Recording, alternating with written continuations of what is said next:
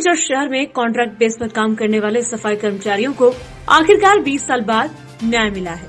राष्ट्रीय श्रमिक संगठन ने सफाई कर्मचारियों को समान काम समान वेतन कानून के तहत वेतन देने की मांग और कई सालों तक सफाई कर्मचारियों को कम वेतन दिया गया।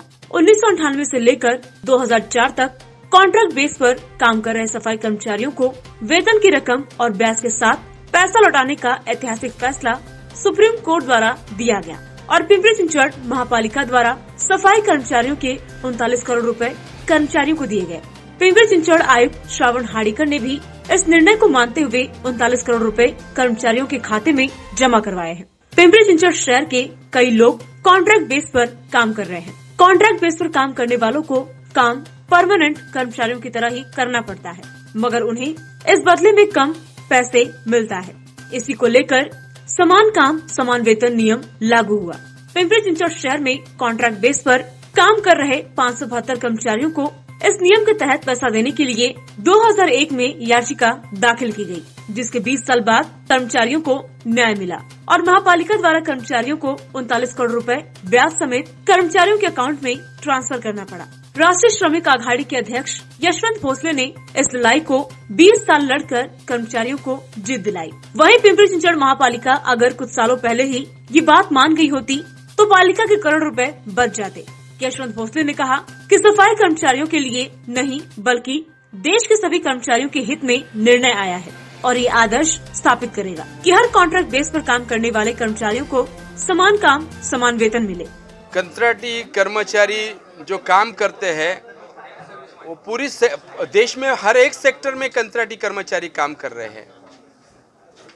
देश में हर एक सेक्टर में कंट्रैक्टी कर्मचारी काम कर रहे हैं। आज 2001 साल में हमने पिंपरी चिंचवड म्यूनिसिपल कॉरपोरेशन के सफाई कर्मचारियों की जो कंट्रैक्टी कर्मचारी है उनकी केस हाईकोर्ट में दर्ज किया था याचिका।